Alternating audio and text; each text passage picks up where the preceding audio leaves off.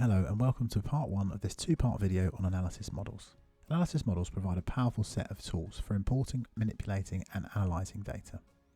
In this video we'll be walking through the steps necessary to create an analysis model that allows you to import data, enhance it and also merge it to remove duplicates. These are typical activities you would use an analysis model for, and this can be used as part of a data migration or some other large-scale data handling task. An analysis model can be used at any point once you've created your application, but typically centered around large-scale data manipulation.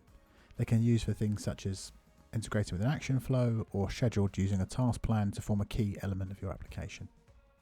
Before we create our first analysis model, let's take a look at some useful concepts.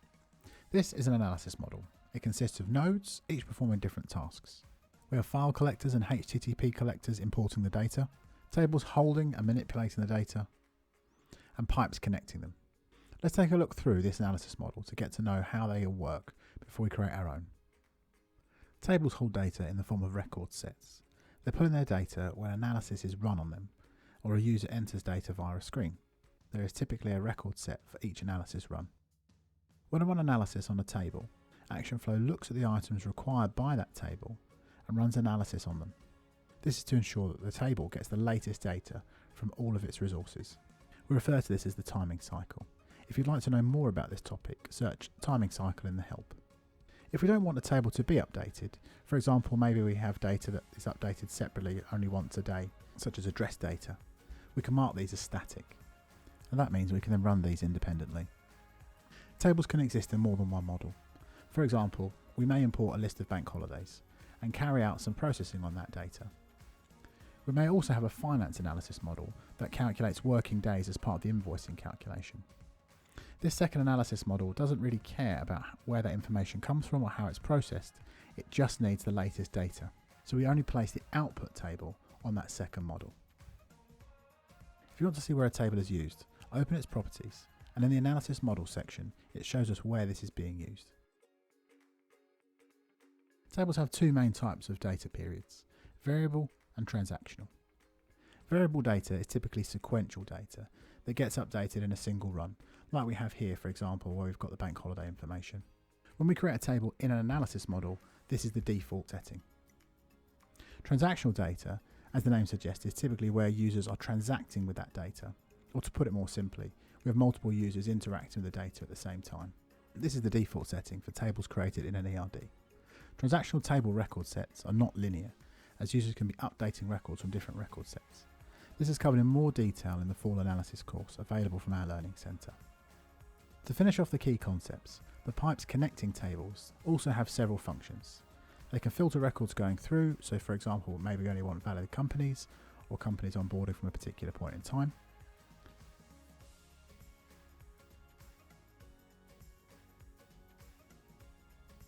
They also set whether we take all records from the previous table or just the latest record set.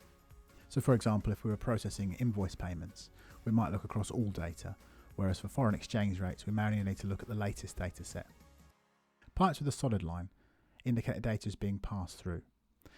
Dashed lines indicate where a pipe is being used by an expression to look up some information, for example a region for a city. Okay, let's create our analysis model and see how this works.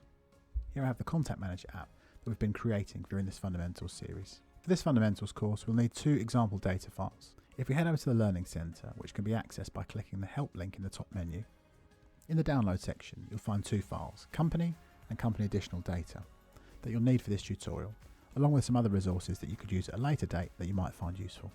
Click on the links to download the data and keep them somewhere accessible, as we'll need to use those in a moment or two. Let's get started.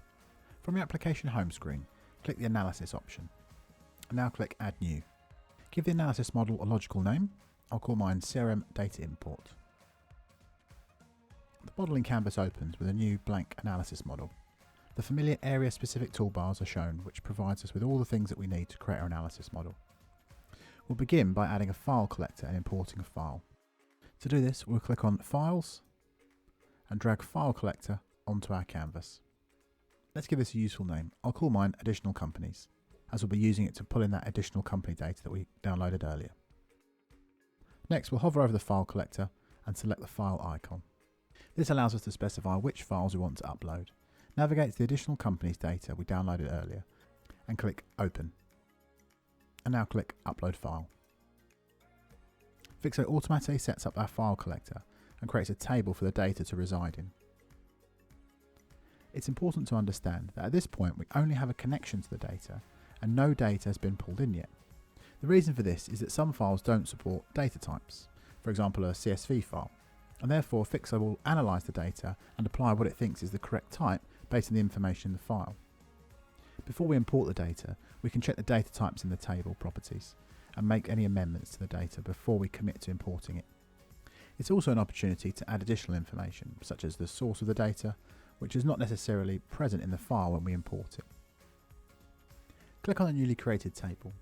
Its properties window will open on the right hand side. On the tab, click the pin button, as we'll need to access this information several times. In the attributes section we see all the attributes that have been pulled in from the file. These correspond to the headers in our file. Here we'll change the turnover attribute to be a decimal so that we can support decimal places in the future. Double click on the attribute to open it, and we simply change the type from integer to decimal. I'll also add a source attribute and set its value to be additional company data.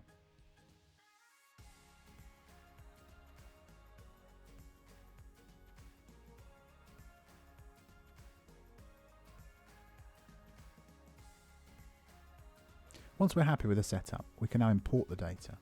I'll do this by selecting the Run Analysis icon on the hover over menu of the table.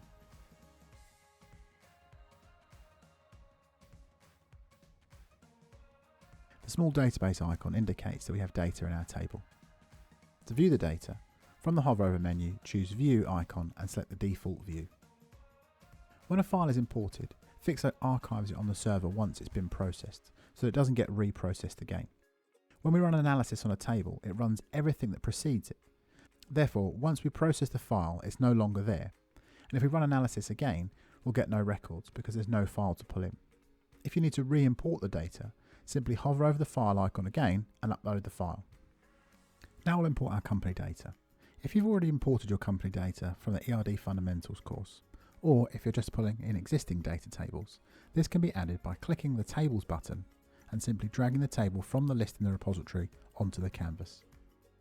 Note, to see the file collector for this table, you can use the back button, and this shows anything preceding this particular table.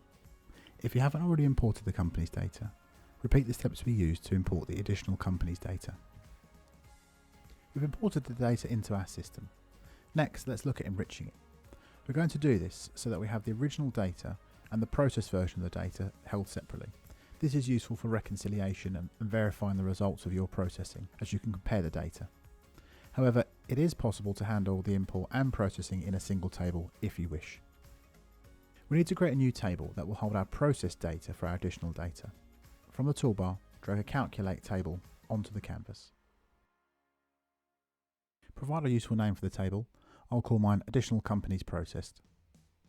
Now, from the hover over menu on our original Additional Companies table, click the arrow and join the table to our new table.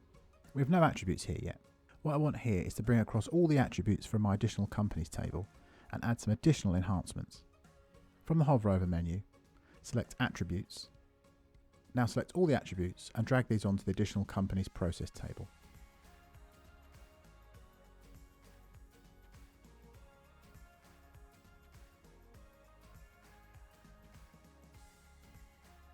At this point, the tables are identical. Now we'll add some additional processing. Click the plus button to add a new attribute. Call it import date and set the data type to be date time. In the expression, we'll set this to be now. Notice that as I type, the system provides help. Should you require more help, click on the Learn More button. There are over 120 functions in Phixflow. All are listed in the help with examples.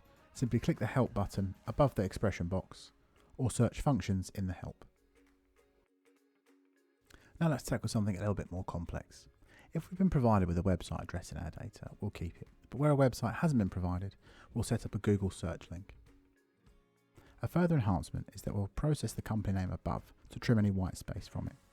We'll then use this process version so that we inherit these enhancements when we create our Google link.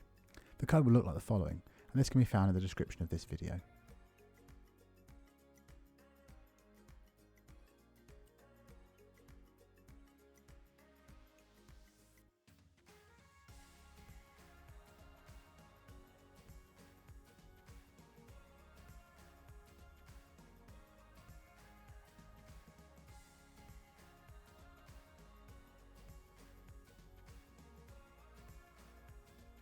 Now, if you do have a few lines within your expression, or your expressions are quite wide, it's often a good idea to click on the expansion button, and this makes them a lot easier to read. So 2 extra things to note here. We've used the replace all on our process company name to remove any commas or full stops and replace those with an empty string. And we've also used _out.company_name. If we use in.company_name, that's the version of the company name that comes into this table, whereas the _out.company_name is the one that is produced by this table. Now, in order to use this, if you want to use an out version of a particular attribute, it must occur before the attribute you're working in. So here we're okay because we're using the web, and the name is actually processed before web. We'll save our changes. Before we pull data into this table, let's make the additional companies table static. Why do we do this? Well, each time the file collector runs, we process the file and archive it. If we run analysis again without uploading a new file, we'll create an empty record set. We make the table static, so we maintain the results we have in this table. We're touching on record sets here, but this topic is beyond the scope of this course. Search record sets in the help if you'd like to learn more about this topic. To make the table static, hover over it and select the pause icon from the menu. Now hover over the additional companies process table and we'll run analysis on this. So we'll go and view the data. Our new and updated attributes appear on our process table. Before continuing, we should save our analysis model by clicking the Save button. And remember to do this at regular intervals while you're working on your model. So to recap, we've pulled in 2 sets of data. We've got our companies data, and we've also have our additional companies data, which we've enhanced by trimming the company name and adding a web address where one wasn't provided. That brings us to the end of part 1. I'll see you in part 2, where we'll be looking at merging these 2 data streams together.